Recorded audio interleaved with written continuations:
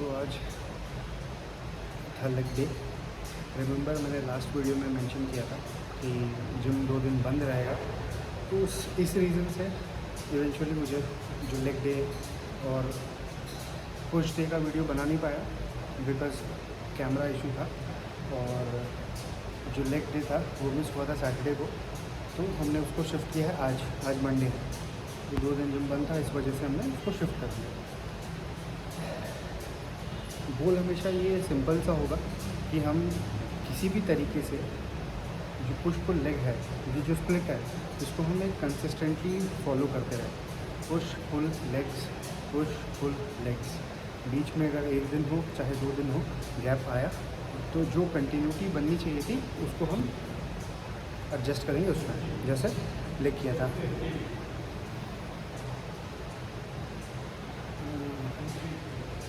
Legs के exercises बहुत simple से थे, बहुत कॉम्प्लेक्स कुछ नहीं था। मैंने करे थे स्मिथ मशीन से स्क्वाट्स 2 सेट्स, और हर एक के CI काउंट रेपिटेशन। इसका एक ही सबसे बड़ा रीज़न है, वेट मैं उतना लेता हूँ जितना मैं उठा सकता हूँ, दैट इज़ नंबर 1। और मैं फेलियर तक नहीं जाता। नंबर 2, फेलियर का मतलब ये नहीं है कि मैं, क्योंकि आप किसी भी मशीन, फेलियर का मतलब है कि आप पैर सीधे कर ही नहीं सकते, और अगर पैर बिल्कुल भी सीधे नहीं कर सके और कोई सपोर्ट आसपास में है नहीं, तो इंजरी के चांसेस हो जाएंगे। एंड हम यहाँ पे अपनी फिज़िक, अपनी फिटनेस को इम्प्रूव करने आए हैं, ना कि किसी को चैलेंज करना। करेक्ट, हमारा goal fitness one of the aspects है हमारे ओवरऑल लाइफ का, ठीक है। रोड टू 1 करोड़ चैनल का नाम इसलिए नहीं है क्योंकि 1 करोड़ हम सिर्फ फिटनेस के थ्रू जाकर कमा रहे हैं या फिर अपनी फिज़ीक से अर्न कर रहे हैं, ठीक है। We are all looking to make money but not at the risk of our health, ठीक है। तो वो रिस्क नहीं लेना, इसीलिए फेलियर तक नहीं, बट फेलियर के थोड़े से पहले तक में, जहाँ पे मुझे लगे कि मैं इसके आगे एक ही और रेपिटेशन कर पाऊँगा, उसके आगे नहीं।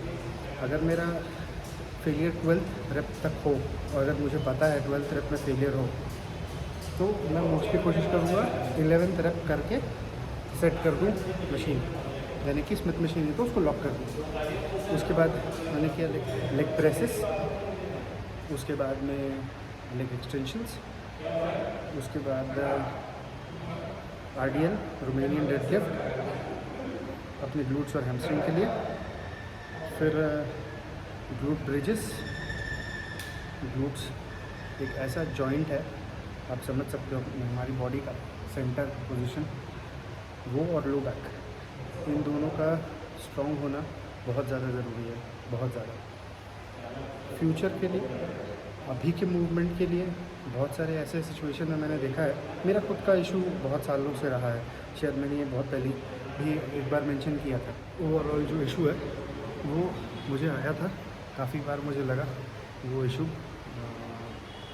लो बैक में या फिर ग्लूट पेन, काफ़ी हद तक वो पेन रहता है और वो रहेगा हमेशा अगर आप अपने ग्लूट्स को, अपने लो बैक को ट्रेन नहीं करते हो। तो इट इज़ इम्पॉर्टेंट कि आप अपने ग्लूट्स को ट्रेन करो, लो बैक को ट्रेन करो। लो बैक को ट्रेन करने के बहुत सारे मशीन्स आते हैं। सबसे इजी और शुरुआती जो है वो है हाइपर एक्सटेंशन। वो मशीन आती है जो इस जिम में नहीं है, अनफॉर्चुनेटली। इस जिम में बहुत सारी ऐसी चीज़ें हैं जो नहीं हैं। आइडियली जो कुछ मशीन्स होते हैं जो आपके हर एक मसल को टारगेट करें, उन पर फोकस होना चाहिए, बट वो यहाँ पे सीन नहीं है, तो इस वजह से हाइपर एक्सटेंशन नहीं है। But we can do good morning, safest option with light weight. आप अगर गुड मॉर्निंग एक्सरसाइजेस करते हो तो एक चीज़ का याद रखना है कि आप बहुत ज़्यादा बेंड ना हो, और आप अपने हिप से बेंड करो ताकि आपको कम स्ट्रेच महसूस हो आपके लोअर बैक में इनिशियल लेवल पे। जब आप स्ट्रॉन्ग हो जाओगे तो आप उसको यूज़ कर सकते हो बेंडिंग मूवमेंट के लिए भी और एक्सटेंशन के लिए भी। ऑलराइट, एंड ये ओवरऑल एक्सरसाइजेस की बात थी, ये अपडेट आज का था। एंड आज दिन में मैं यही सोच रहा था कि कब वो दिन आएगा जब मैं जिम में एक्सरसाइज करते हुए वीडियोस बनाऊंगा। अगेन सी हम बात कर रहे हैं अपने ओवरऑल बहुत सारी चीज़ों की, अपने अपने डेवलपमेंट को लेकर, बट वो गट्स या हिम्मत नहीं आ रही कि मैं वीडियोस नीचे शूट कर सकूं। ये एक ट्राइपॉड है, गोरिल्ला पॉड, जिसको बस रखना है। बड़ा वाला ट्राइपॉड लेकर मैं डेफिनेटली नहीं नीचे में लगा कर सेटअप करूँगा, क्योंकि स्पेस कम है जिम में। यहाँ पे हालांकि बहुत स्पेस है, ये क्रॉसफिट का सेक्शन जैसे मैंने बताया था, बट जो नीचे वाला जिम है उसमें स्पेस जो है वो बहुत कम है। आइडियली स्पेस काफ़ी होना चाहिए जिम में, बट इंडिया में अनफॉर्चुनेटली जो जिम सेटअप होता है 15-20 लाख के आसपास में, जहाँ पे हर एक का सपना होता है, मेरा भी होगा, अगर उतने पैसे जमा कर पाऊँ या फिर मुझे इतने पैसे मिले, तो मेरा भी गोल होगा कि मैं एक जिम अपना ओपन करूँ। बट मुझे पता है कि कुछ हद तक, हालांकि मैं इस तरह के जिम कभी ओपन ना करूँ, मेरे लिए, मैंने जब जिम स्टार्ट किया था तो आयरन वेट्स ही मैंने देखे, आयरन प्लेट्स, आयरन डंबल्स। तो रबर वो मेरे लिए कभी एक ऑप्शन नहीं रहेगा अगर मैं बनाता हूँ, अगर या फिर मैं if I own a gym, तो वो मेरे लिए वो ऑप्शन बिल्कुल भी नहीं होगा रबर वेट्स। सेकंड, रबर अगर आप यूज़ करते हो तो आपको पता चल जाएगा कि उसमें एक स्मेल होता है। 6 महीने 8 महीने तक वो नया होता है तो ठीक है, बट 1 साल या 2 साल या 3 साल अगर जिम में एसी ना हो तो ये इशू आती है कि स्मेल जो है ना वो बहुत ज़्यादा फैलने लगती है रबर की। और अगर हैवी वेट्स करने वाले लोग हैं, प्लेट्स ज़्यादा यूज़ कर रहे हैं डेडलिफ्ट के लिए या फिर किसी भी चीज़ के लिए जहाँ पे रबर का कांटेक्ट नीचे मैट से ज़्यादा हो रहा है और फ्रिक्शन की वजह से वो घिस रहा है, तो उसका जो वेट है ना, रबर वाले प्लेट का वेट, वो भी बहुत हद तक कम हो जाता है। तो मुझे एग्जैक्टली फाइनेंशियली मुझे उतनी नॉलेज नहीं है कि क्यों आयरन के प्लेट्स, ऑब्वियसली पर केजी रबर का वेट कम, प्राइस कम होगा, आयरन का प्राइस ज़्यादा होगा, बट आई डोंट अंडरस्टैंड कि एस्थेटिक्स के चक्कर में हमने सभी ने, मैं खुद एक जिम आ रहा हूँ, मैंने पिछले 15 सालों में अभी तक सिर्फ एक जिम देखा है जहाँ पे आयरन के वेट्स हैं, यानी कि प्लेट्स या डंबल्स एक ही जिम में मैंने देखा है। और मैं देखता हूँ अगर यूएस के कोई वीडियोस, वहाँ पे काफ़ी जितने भी जिम होते हैं, स्पेशली पब्लिक जिम्स, वहाँ पे आयरन के वेट्स होते हैं। तो एक as a male, even for female, I can't say for them, but वो जो साउंड है ना वो बहुत ही ज़्यादा एम्पावरिंग होता है जब आपको आयरन का साउंड आता है, आयरन के प्लेट्स का साउंड आता है। And I think there more, उसको लगाने के बाद में जिम में स्पेस भी काफ़ी बचता है। ऐसा नहीं है कि आपको आयरन के वेट्स इतने बड़े बड़े प्लेट्स लेने पड़ेंगे, रबर के होते उतने बड़े बड़े, बट आयरन का आपको उतना नहीं लेना पड़े। एंड सेकेंडरी अभी ऐसा हो गया है कि हम एस्थेटिक्स के चक्कर में लाइट्स, ये वो, डेफिनेटली लाइट ज़रूरी है। जब हम जिम करते हैं, जब हम एक्सरसाइज करते हैं, जिम में आते हैं, तो हम खुद को देखकर खुश होते हैं। ये एक डोपामिन रिलीज़ देता है जिसकी वजह से वी फील गुड। तो अगर दिन भर में ये एक फील गुड हार्मोन हमारे लिए है, जो कि अच्छा है, एक्सरसाइज करके, रादर देन इंस्टाग्राम स्क्रॉल करना या फिर बुरी आदतों पे पड़ना, ये ज़्यादा बेटर है। बट अगेन, क्योंकि हम लोगों ने एक स्टेप पार किया है जब आने का, कंटिन्यूटी बनाने का, तो अब सेकंड, बहुत लोग होते हैं ना कि सारी चीज़ें हो जाएंगी बस अब जिम आ जाओ, नहीं होता। आप सिर्फ स्कूल जाकर पैसे ही कमा लेते नहीं हो, या फिर आप बहुत बड़े स्टार नहीं बन जाते हो, राइट। उसी तरीके से आपको आपका एक इनिशियल लेवल पे आपको पता होना ज़रूरी है कि मैं आ रहा हूँ, ये मेरा पहला स्टेप है, ना कि फाइनल गोल है, ठीक है। ये आपको हमेशा से याद रखना होगा।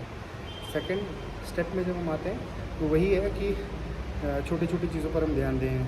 जिम में आयरन वेट्स या फिर स्पेस की बात मैं जैसे कर रहा था कि अगर मैं ट्राइपॉड लगाकर मैं एक्सरसाइज कर रहा हूँ तो वो स्पेस नहीं मिले। एंड मैंने एनी टाइम में गोल्ड जिम में ट्रेन किया हुआ है, तो आई अंडरस्टैंड स्पेस वहाँ पे थोड़ा ज़्यादा है। एनी टाइम में फिर भी उतना ज़्यादा स्पेस नहीं है। दिल्ली में मैं था तो वहाँ पे भी बहुत ज़्यादा स्पेस नहीं है, वो 2 फ्लोर्स का था any time fitness. And okay space मैं कह सकता हूँ कि था।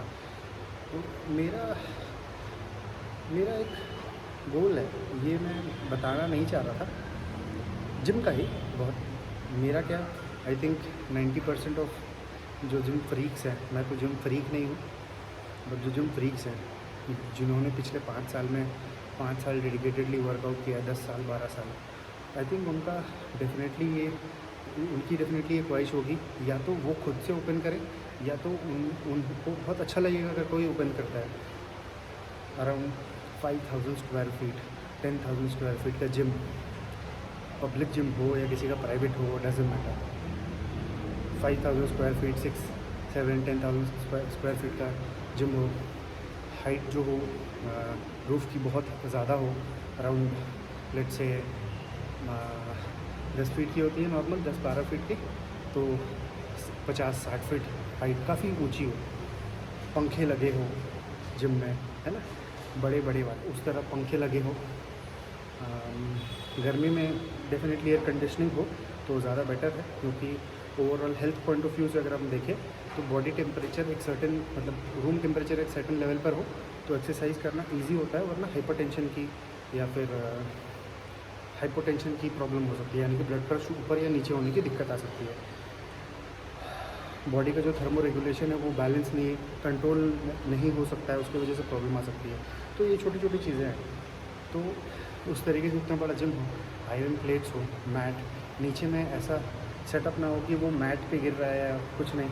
मुझे तो लगता है कि वहाँ पे मिट्टी हो, जो बचपन में हम जहाँ पे ग्राउंड में खेला करते थे, तो एक आपने देखा होगा वो जो रोड बनाते समय वो जो रोलर चलता है, तो जो हम जहाँ खेला करते थे क्रिकेट, तो उस पिच को हार्ड करने के लिए पहले तो गड्ढा किया जाता है, फिर पीली मिट्टी डाली जाती है एंड उसके ऊपर कुछ डाला जाता है एंड हैंड हेल्ड या फिर हाथ से 2 लोग मिलकर हिला मूव कर सके, ऐसा एक रोलर हुआ करता था।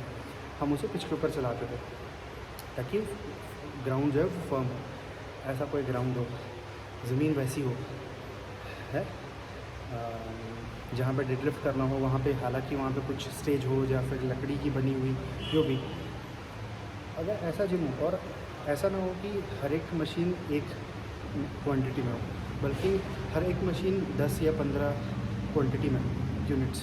इससे क्या होगा, किसी को ये टेंशन नहीं लेनी पड़ेगी कि मैं कर रहा हूँ मेरे बाद कोई करेगा, क्योंकि कभी कभी हम क्या ना सेट जो रेस्ट लेते हैं 2 सेट के बीच में, कोई 30 सेकंड लेता है, कोई 1 मिनट लेता है, कोई 2 मिनट लेता है, कोई 5 मिनट भी लेता है, डिपेंडिंग अगर कोई लेग वर्कआउट है या बैक वर्कआउट है, कुछ लोग 5 मिनट भी लेते हैं। तो इस वजह से क्या है, काफ़ी लोग ये सोचने बैठ जाते हैं कि मैं अगर उठा तो कोई और आ जाएगा, ठीक है। तो वो जो चांसेस हैं ओवरऑल अगर यूनिट ज़्यादा हों वो कम है। एंड मैक्सिमम जिम्स में सबसे ज़्यादा मशीन जो होती है वो ट्रेडमिल। मुझे समझ नहीं आता वाई ट्रेडमिल, अगर आप स्ट्रेंथ ट्रेनिंग शुरू करोगे तो ज़्यादा बेनिफिशियल है। अगर body weight too much over या ओबीज़ है उस सिचुएशन में तो strength training directly, body weight तो डेफिनेटली नहीं, बट अगर डंबल्स वगैरह हैं उससे आप ट्रेन कर सकते हो, वो एक अच्छा ऑप्शन हो सकता है। हालांकि see I am not a trainer नहीं, बट इतना मैं कह सकता हूँ कि अगर किसी को एक पॉइंट चाहिए स्टार्ट करने का और आपको लगता है कि मैं जिम ज्वाइन करूँ तो मेरे लिए ज़्यादा बेनिफिशियल होगा ज्वाइन करना। हर एक चीज़ की ना अच्छाई बुराई सब कुछ होती है। हर चीज़ की बुराई किसी को ज़्यादा दिख सकती है जब उसकी अच्छाई ज़्यादा कोई यूज़ कर ले। अगर मैं इस जिम में बहुत साल ट्रेन करता रहूँ तो मुझे इसमें 10 बुराइयाँ दिखेंगी। जैसे एक बुराई मुझे दिखी कि स्पेस नहीं है। क्यों? क्योंकि मैं वीडियो बना रहा हूँ। अगर मैं चुपचाप अगर वर्कआउट करूँ और चुपचाप घर चला जाऊँ तो मुझे स्पेस से कोई लेना देना नहीं है। बट मैं यहाँ वर्कआउट करने के साथ साथ में एक ऐसी चीज़ कर रहा हूँ जो मुझे लोगों से जोड़ सकती है, राइट। बट इनिशियल लेवल पे ना तो मेरा बजट मुझे अलाउ करता है कि मैं कोई ऐसे जिम में जाऊँ जहाँ पे मैं 20 या 30,000 या 15,000 पे करके स्पेशियस जिम में जाके ट्रेन कर सकूँ। उसके पीछे में बहुत सारे पॉइंट्स ऐड अप होते हैं। आप काफ़ी ज़्यादा कॉन्शियस हो जाते हो कि मैं कैसा दिख रहा हूँ या दिख रही हूँ, मेरे कपड़े कैसे हैं, मेरे जूते कैसे हैं, मैं वहाँ जाके कैसे ट्रेन करूँ। तो आप किसी नॉर्मल जिम में जाने की कोशिश करते हो। हम हमेशा खुद को कम समझते हैं, हमेशा दूसरों से, और ऐसा नहीं कि मैं किसी को मैं खुद को किसी के बहुत आगे समझ रहा हूँ, मैं खुद अपने आप को बहुत लोगों से पीछे समझ रहा हूँ कि मैं क्या यार, वहाँ तो वो तो ये है, वो तो वो है। ये ना मेरी और सबकी बड़ी गलती है। हमें अब खुद को किसी से नीचे समझना बंद करना होगा सबसे पहले। एडवाइस देने वाले बहुत होंगे, सबका अपना रास्ता होगा। कुछ कहेंगे कि जॉब करो, कुछ कहेंगे कि ये करो, कुछ कहेंगे दुकान पे बैठो, कुछ कहेंगे मेरा धंधा पहले से है, ज़्यादा से ज़्यादा तुम करना है तो दूसरा धंधा खोलो, मैं पैसा लगा रहा हूँ, है ना, या कुछ तो कहेंगे। और आपको लगता है कि आपको ये नहीं करना। ट्रस्ट में ज़िंदगी गंवा देना वो करते हुए जो आपको पसंद है। रिग्रेट हो तो हो, पैसा कमा के रिग्रेट करो, खुशी हो के बहुत पैसा कमा के सारी चीज़ें खरीद कर एट दी एंड रिग्रेट करो कि मैं ये नहीं कर पाया। सुनने में तो वो बहुत अच्छा लगेगा कि इट्स बेटर कि मैं पैसे वाला बनकर रिग्रेट कर लूँ रादर देन बीइंग गरीब। आपको किसने कहा? अगर आपके मन में ये थॉट आ रहा है ना, तो मेरा ऐसा मानना है कि शायद आप किसी पर्टिकुलर चीज़ के लिए नहीं बने, तो आप वही करो जो सारे लोग कर रहे हैं, और उसमें कोई गलत बात नहीं है। अगर मेरे पापा वो नहीं कर रहे होते जो सारी दुनिया कर रही है, यानी कि जॉब, तो क्या मैं इस स्टेज पर हो पाता जहाँ पर मैं कुछ बोल सकता, मेरे दिमाग में कुछ होता, शायद कुछ भी नहीं, मेरे पास कुछ भी शायद नहीं ना होता, है ना। तो मैं ये नहीं कह रहा कि कोई रास्ता जब लोग जा रहे हैं उस पर जाना गलत है, बट आपको ये बहुत बड़ी इंपॉर्टेंट बात समझने की ज़रूरत है कि अगर आपके दिमाग में ये आ रहा है कि पैसे वाला बनकर दुखी होना ज़्यादा बेटर है गरीब बनकर खुश होना, तो वो माइंडसेट में अगर आप जा रहे हो तो प्रॉबेबली आप उस एक चीज़ के लिए नहीं बने। आप कुछ और कर सकते हो, कोई प्रॉब्लम नहीं है। मैं उनकी बात कर रहा हूँ जिनको लगता है कि नहीं मुझे कुछ करना है। क्या करना है उसमें भी डाउट है। एक जोक था, मैंने सुना था किसी स्टैंड अप कॉमेडियन से, जहाँ पे ज़रूरी नहीं कि आप किसी चीज़ के लिए बने होगे, हो सकता है कि आप हरामखोर हो, ऐसा समथिंग ऐसा कुछ था, आप नालायक हो, ऐसा एक जोक था। वो कॉमेडियन मुझे बहुत पसंद है, स्टैंड अप कॉमेडियन। तो ज़रूरी नहीं है कि आप किसी चीज़ के लिए बने हो। ज़रूर हो सकता है कि मैं भी शायद, ज़रूरी नहीं कि मैं किसी चीज़ के लिए बना ही हूँ। हो सकता है 40 इयर्स के एज में मैं रिग्रेट करूँ, बट मेरा माइंडसेट वहाँ पे है ही नहीं कि मैं रिग्रेट करूँगा। मुझे जो करना है मैं करूँगा। अगर मैंने अफसोस किया 40 साल की उम्र में, मुझे इतना पता है कि मैं कोई ना कोई कुछ ना कुछ, कहते हैं ना वो 3 इडियट्स में, मैं ज़िंदगी में कुछ ना कुछ तो कर ही लूँगा, तो कुछ ना कुछ ढंग का कर ही लूँगा। मुझे ये सोचकर परेशान होने की ज़रूरत नहीं पड़ेगी कि मैं कुछ नहीं कर सका। एंड जब परिवार वाले या रिश्तेदार या बाहर वाले कहेंगे अपने माँ बाप को कैसे देखोगे, रिमेंबर हमेशा हर चीज़ का ना 2 पहलू होता है, साइड्स। आप किस तरह से रह रहे हो, आपको वो फ्रीडम देने के लिए आपके माँ बाप ने बहुत कोशिश करी है। आप ऐसे समझो आपके पास में एक पेट है, डॉग लेट्स से। आप चाहते हो कि आपका जो डॉग है, या फिर डॉग या पक्षी, कोई भी पैरेट, तो दोनों में से कोई एक समझ लो, बट आप उसको बंद कर रख रहे हो, बट स्पेस दे रहे हो कि जा सिमरन जा, जी ले अपनी ज़िंदगी घर के बाहर वाले दरवाजे तक। तो उसका क्या फ़ायदा? पेरेंट्स ये भी चाहते हैं कि आप आज़ाद रहो, आपके दिमाग में आइडियाज़ बने। आप 1 करोड़ की नौकरी बैग कर लेते हो तो इट्स ग्रेट, बट आप 10 साल लगातार हारते रहोगे तो why is it not that great, why is it not great enough? हो सकता है 10th ईयर में आप कमा लो यार, हो सकता है 11th ईयर में। एंड मुझे बहुत खुशी होती है जब कोई ऐसा इंसान जिसके पेरेंट्स इतने सपोर्टिव होते हैं। ऐसी माई पेरेंट्स या किसी के भी पेरेंट्स सपोर्टिव होते हैं, बट उनको एक डर होता है कि ये गरीब ना रह जाए, या फिर इसके पास उतना पैसा भी ना हो कि ये अपना पालन पोषण कर सके, अपने बच्चे का, अपनी वाइफ का या खुद का। ये डर माँ बाप में होता है और ये जेन्युइन है। आप जब पेरेंट बनोगे तो प्रॉबेबली आपको भी वो फील होगा। पेरेंट बनने की ज़रूरत नहीं है। आप अगर किसी को पसंद करते हो, आप किसी को प्यार करते हो, चाहे माँ बाप हो या कोई अगर पार्टनर हो, आप उनको दुखी देखोगे वो आप इमेजिन भी नहीं कर सकते। आप अपने माँ बाप को दुखी देखना चाहोगे? नहीं।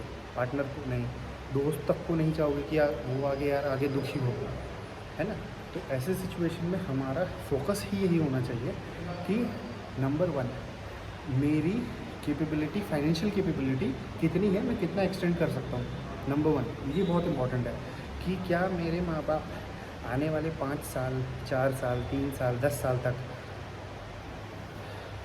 परेशान होकर खाने की दिक्कत वगैरह ना आए, इस चीज़ को ध्यान रखें। ये बहुत इम्पोर्टेंट है। क्या उनको खाने वाने की दिक्कत आएगी, उनकी हेल्थ ख़राब होगी, इन चीज़ों पर फोकस ज़रूरी है, क्योंकि पेरेंट्स का अल्टीमेट फोकस, बच्चे पैदा करके लोग यही चाहते हैं कि वो उनके बुढ़ापे का सहारा बने। That is a fact. वरना जो पेरेंट ये बहुत ज़्यादा सुनने में ख़राब लग सकता है, तो मैं इसको यहाँ पे कट करूँगा इस पॉइंट को। बट अगेन आपको ये वो पॉइंट में जा नहीं रहा कि हाउ आर पेरेंट्स, मेरे पेरेंट्स ग्रेट हैं, राइट। तो मुझे वो कंप्लेंट नहीं है। बट जनरली जब मैं नॉर्मल पेरेंटिंग देखता हूँ या बहुत सारे पेरेंट्स को देखता हूँ, तो मुझे लगता है कि ऐसे कैसे हो सकते हैं लोग, ऐसे कैसे पेरेंट्स हो सकते हैं। एनीवेज वहाँ पे हम नहीं जाते हैं, पेरेंट्स तो पेरेंट हैं। तो माता पिता भगवान का स्वरूप है, एंड उस पॉइंट पर जाते हुए लोग जो है आधे से ज़्यादा इमोशन के साथ में ये नहीं समझते कि माँ बाप भी अपना इमोशन को कभी कभी साइड में रख के प्रैक्टिकली और बहुत सारे एस्पेक्ट में सोचते हैं। बट हम अगर सिर्फ इमोशनली सोचते रहेंगे तो प्रॉबेबली हम उनको वो लाइफ नहीं दे सकते जो वो डिज़र्व करते हैं आपकी परवरिश के लिए। आपको अच्छे से पढ़ाया लिखाया या आपको पाला पोसा, आपको वो एजुकेशन दी या फिर आपको एक अच्छी लाइफस्टाइल दी, तो आप उनको कैसे वापस दे पाओगे। एक नॉर्मल नौकरी करके, if you are earning 3, 4, 5 lakhs a month, ये आपके लिए वीडियो है भी नहीं। ये वीडियो उनके लिए है, even if you are earning 10 lakhs। But कभी कभी होता है ना, I know people who earn 3 to 4 lakhs, मेरे दोस्त है बेसिकली, हालांकि टच में नहीं है ज़्यादा साल से, बहुत सालों से, बट आई नो पीपल, उनके लिए भी ये चीज़ मैटर करता है कि वो अपने अंदर में वो आग लेकर आए बढ़ने की, ग्रोथ की। अब 5 साल तक नहीं कमाकर छठे साल में कमाओ इज़ एज़ इक्वल एज आप 5 साल तक लगातार कमाओ और उसको टोटल मिलाकर छठे साल में आपके पास उतना रहे। जो लर्निंग है ना, जिसने 6 साल तक कोशिश करता, मतलब जो 6 साल तक कोशिश करता रहा और मतलब 5 साल तक कोशिश करता रहा और छठे साल में उसको सक्सेस मिली, उसकी लर्निंग के आगे 5 साल तक काम करता हुआ इंसान वो दुख नहीं झेला होगा उस तरीके से जो समाज देता है कि कुछ नहीं है 5 साल। भाई वो बहुत डिफरेंस है, बहुत डिफरेंट है। उसको हम कंपेयर कर ही नहीं सकते। हो सकता है कि कोई जॉब वाला कहे तुझे क्या पता, मैंने भी किया है भाई जॉब काफ़ी समय के लिए, और नहीं भी किया है बहुत समय के लिए, तो मैं उतना डिफरेंस समझ सकता हूँ कि जब आप करते हो तब आप अकेले परेशान होते हो, जब आप नहीं करते हो तो आप अकेले परेशान होते हो और साथ में बाहर वाले भी आपको परेशान कर रहे होते हैं। तो बहुत डिफरेंस है, बहुत ज़्यादा डिफरेंस है। इसीलिए अल्टीमेटली हमें वो स्टेप लेना बहुत ज़रूरी है। और ये एक स्टेप नहीं है भाई, ये स्टेप्स है, ये चलते रहना है। ये रोड टू 1 करोड़ का जो टारगेट है, तो क्या अगर 1 करोड़ आ जाए तो बंद, ये चैनल बंद या रास्ता बंद, आगे कुछ नहीं, आगे भी है, आगे भी हमें जाना है। हर एक चीज़ को एक पड़ाव की तरह समझते हुए उसको पार करते रहना है। बट अगर आप एंजॉय नहीं कर रहे हो, ये याद है ना, ये इतना करोगे आप तो मिलेगा इतना, बट जब आप इतना करोगे वो अगर आप रिवॉर्ड नहीं मानोगे या वो कर पा रहे हो तो इसका कोई मतलब नहीं है। इसीलिए ज़रूरी है कि आप वो पूरे जर्नी को बहुत ही अच्छी तरीके से एंजॉय करो। आप ये मानो कि अच्छा होगा, हो ना हो बात की बात है। आप अगर एंजॉय नहीं कर रहे हो तो करके फ़ायदा नहीं। अगर आप एंजॉय नहीं कर रहे हो तो छोड़ दो। अगर आप कुछ कर रहे हो और उसको एंजॉय नहीं कर रहे हो ना, इतना समझ जाओ 6 महीने 1 साल के अंदर में कि वो आपके लिए प्रॉब्लली नहीं है। आपको अगर मज़ा नहीं आ रहा है, कोई कह रहा है कि ये नहीं चलेगा, आप बोलोगे हाँ नहीं चल रहा, छोड़ दो। प्रॉब्लली अगर आपको डाउट अपने ऊपर आ जाए ना, छोड़ दो। या फिर अगर आपको लगता है कि नहीं मैं कर सकता हूँ, 6 महीने और खींचो। अगर आपने और ज़्यादा गूदा है तो अब खींचते जाओ, 60 साल की उम्र तक भी खींचते जाओ, रुको ही मत, भिखमंगे बन जाओ, बट रुकना मत, बहुत ज़रूरी है। आज प्रॉबेबली मेरे पास में सपोर्ट है, फैमिली का, रिलेटिव का, मेरा कज़न है, मेरा भाई है, दे आर अर्निंग, उनसे एक समय तक आई कैन एक्सपेक्ट सपोर्ट। हो सकता है उनके आगे भी वो स्ट्रेच करके सपोर्ट करें, but they will start their own family. तो वैसे में एक नल्ले बेरोज़गार को तो कोई सपोर्ट नहीं करेगा, बट क्या मैं अपने आप को वो नल्ला बेरोज़गार समझ रहा हूँ? मेरा कॉन्फिडेंस मुझे लेकर, मैंने कहा ना 60 साल तक की उम्र में खींचते रहो, भले भिखारी बन जाओ।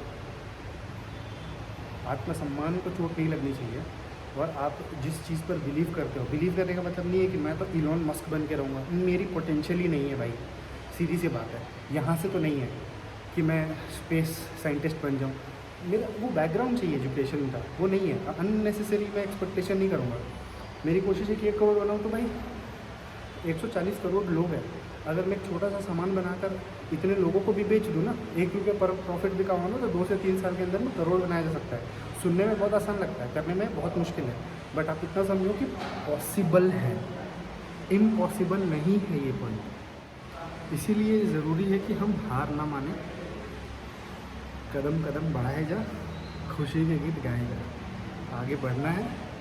और जो लोग ये वीडियो देख रहे हैं, आप आने वाले 5 साल में या फिर प्रॉबेबली 6 साल के अंदर में आप मुझे, या तो आपके नज़रिए से मुझे या तो सक्सेसफुल पाओगे या अनसक्सेसफुल पाओगे या फेलियर की तरह पाओगे। बट मैं उस समय के लिए भी आज ही कह दूं कि अगर मैं उस समय सक्सेसफुल भी हुआ तो भी वो मेरा एंड नहीं है, या फिर तो भी वो मेरे लिए फुल स्टॉप नहीं है, कॉमा भी नहीं है भाई मेरे लिए वो। और अगर मैं वहाँ पे अनसक्सेसफुल हुआ तो बोलने की बात नहीं है, ना तो वो फुल स्टॉप है ना तो कॉमा, भाई वो सेंटेंस का सेंटर है, वहाँ से तो कंटिन्यू चलता रहेगा। आप उसके आगे और 5-10 साल देखोगे, तो ये कंटिन्यूटी बनी रहेगी।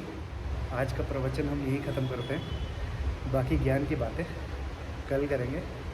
कल है पुश डे, चेस्ट वर्कआउट करेंगे, छाती फुलाएंगे, सीना चौड़ा करेंगे, पैसे भी कमाएंगे धीरे धीरे। ओके देन, फिर कल मिलते हैं पुश डे में।